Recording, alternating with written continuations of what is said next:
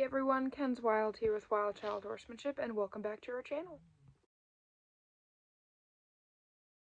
In today's YouTube video, we are going to be discussing what exactly to look for when you are horse shopping, things to do in advance, things to be prepared for, as well as a few red flags.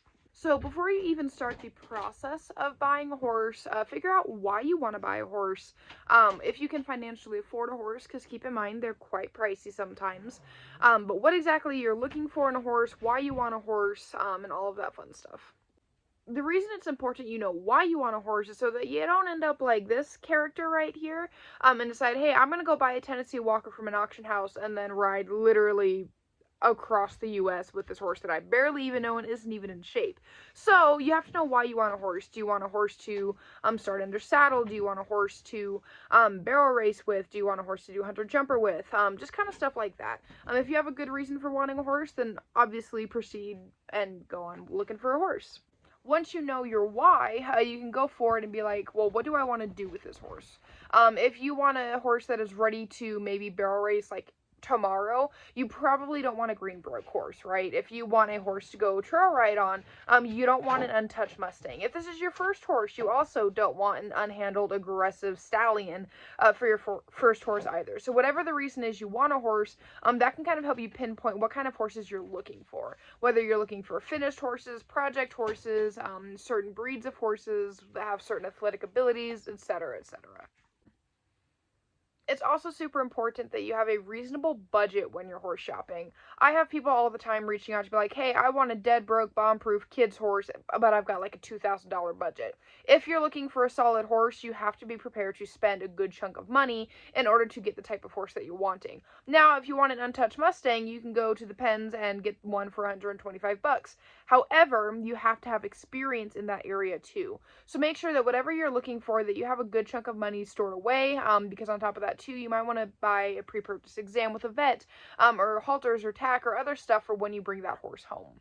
One point that I want to make extremely clear on here is that color isn't everything. Let me say that again. Color is not everything. Just because a horse is pretty does not mean that that horse is the right horse for you. Because another thing I've learned is that sometimes pretty horses are like this. And if you don't want a horse like that, then, you know, don't always look for color. Another thing, you might find a pretty horse that you really, really, really like, but it has a lot of medical issues or conformational issues that you either can't financially afford or don't have the experience to manage. So make sure that you're looking at conformation, temperament, behavior, and all of this stuff instead of just the color. I also always recommend that you bring somebody with you when going to look at a horse, whether that's a trainer, an instructor, a friend, just somebody who at least knows horses. Because what they can do is they can look at what's going on, watch everything, say, hey, this person might be trying to scam you, or be like, hey, this horse might be drugged, and be able to offer you constructive criticism and advice moving forward on whether or not you should purchase the horse. Doing your research is extremely important. Your research on the barn that's selling the horse, on the person that's selling the horse, even on the type of horse as well. I'm a massive Facebook stalker, so like I'll be looking at a horse for a client and I'll go like completely research this person online and see what all's out there. If they have a shit ton of bad reviews and bad experiences, maybe even ask them for references and contact references. This way you're able to get an idea of what exactly this person is, their experience with horses, and vice versa. But I highly recommend as well that you don't take one bad review and be like, oh, I'm not working with this person because one person said that that had a bad experience. Because keep in mind, there's just as many bad clients as there are professionals. Don't get discouraged if you come across a horse that you really like, but you're just not seeming to click or be the right fit, or they might be a bit more advanced than you're able to handle. Don't get discouraged. The right horse is out there, and you will find the right horse. It just takes time, patience, and a lot of perseverance. When I was younger, because I've ridden horses my whole life, but I didn't own my first horse till I was like 11 or 12. And within that process, I went through dozens of horses before I finally found my first horse. She definitely wasn't the best first horse, but she did a very good job at turning me into the horsewoman I am today. So keep in mind, you know, you might come across dozens and dozens and dozens of horses and try a bunch of different horses and none of them work out, but it's all worth it in the end when you find that one right horse for you. A few common questions to ask when you are horse shopping is, hey, what is your prior experience with this horse, to the seller? Because if a seller has maybe 6 months in the industry, then you might want to take what they say with a grain of salt. Because chances are they may lack the proper education and experience to be entirely honest with you, because they might think, oh, this is okay, and then in reality it's not.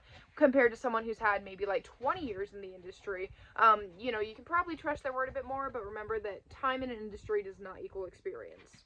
A few other questions to ask is, what is the horse's medical history? Is there anything genetic you should be aware of? Anything in the past that they've had to be treated for, etc.? What all have they been using the horse for? If they've been doing heavy riding on a 2-year-old, you might want to stay away. Compared to someone who's maybe been doing a lot of barrel racing. And always make sure you ask for pictures and videos of all of that, just for proof, because it's really hard to lie when you've got pictures and videos, and there's a lot of scammers out there. So when you have pictures and videos for proof, it makes things a whole hell of a lot easier. Is the horse barefoot or shod? Have they had any previous owners prior to the current seller that you may be able to contact for some more information as well? For horses that are under saddle, it's always good to ask what kind of equipment they're currently ridden in, whether they're ridden in a bit or bitless or a certain setup, just so that you're aware of that and can start using that, and then eventually maybe just go to whatever you're interested in. So like if they're in a super harsh bit, you can start off with that and then slowly work towards something different, just so that you can keep the horse as comfortable as possible in what they're used to, and then slowly work towards whatever you feel more comfortable riding in and whatever works for the horse. Ask about the horse's vices. Is there anything in particular they tend to do? Do they have some go-to behaviors when they're spooked or nervous or frustrated?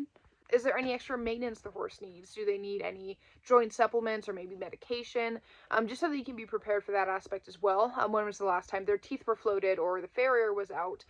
Just all so that you can make sure that, hey, if this horse hasn't seen a farrier and is coming due, I can get that done immediately. Or if this horse has never seen a teeth floater, then we're going to get that done. It's also good to ask if they're up to date on vaccinations, because if they're not, that's another expense that you need to make sure you're prepared for. I also recommend doing a pre-purchase exam through your own veterinarian, not a veterinarian that the seller provides. But doing a pre-purchase exam can also give you a hint of some other things to look out for.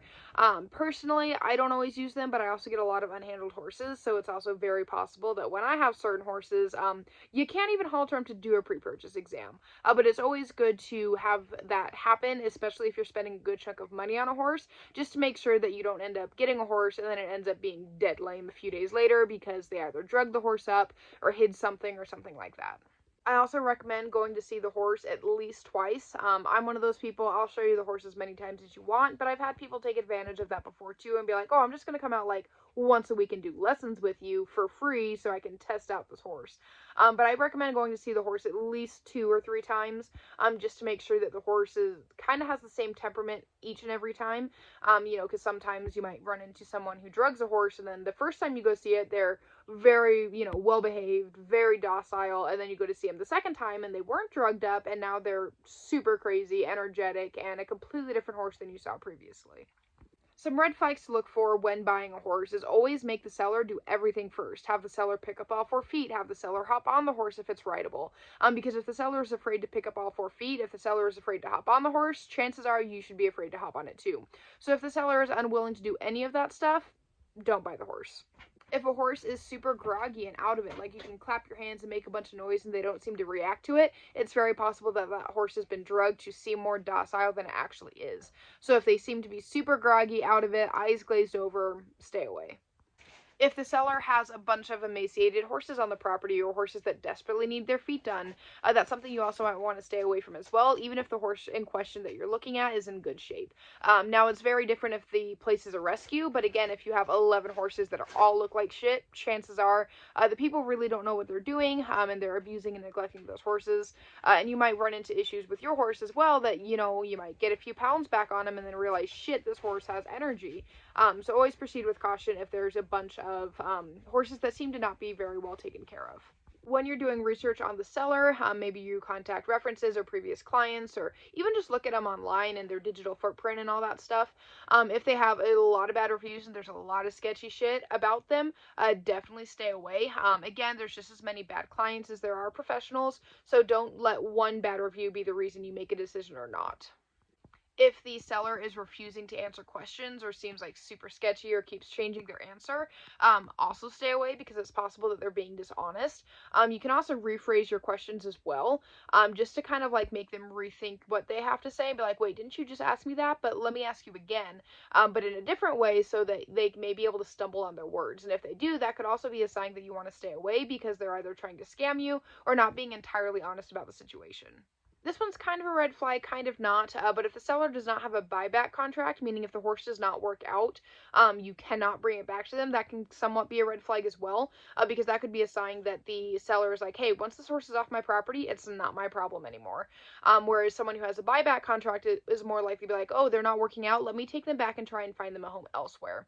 Again, this can kind of be a red flag because I've also been one of those people where someone buys a horse, they run it into the ground, and then a few months later they want me to refund them. And in that case, that's, more of a sketchy situation. But again, this is kind of a red flag, kind of not, but buyback contracts are always a good thing as well, just in the event something does not work out with the horse. If the seller turns down a pre-purchase exam, this is a good reason to stay away as well. Because if they don't want a vet coming out and looking at the horse, that's an indicator that there's something going on behind the scenes that they're also not telling you. To summarize, when you're horse shopping, it's good to know exactly what you want, have a good bit of finances set aside, and just always be extremely cautious when you are horse shopping because there are a lot of scammers out there and a lot of people who are just in it for the money. So just proceed with caution, be careful, have fun, and don't get discouraged if you don't find the right horse right away. The right horse is out there for you. It just takes time, patience, and dedication to look. With that being said, please hit the red subscribe button. Check us out on Facebook, Instagram, our podcast available wherever you listen to podcasts, as well as our online academy that has a bunch of educational resources for a variety of people. So definitely check all of that out, and the links to all of that can be found on our website at wildchild.weebly.com. Again, the links to all of that can be found on our website at wildchild.weebly.com. Stay strong, stay true, and stay wild, guys.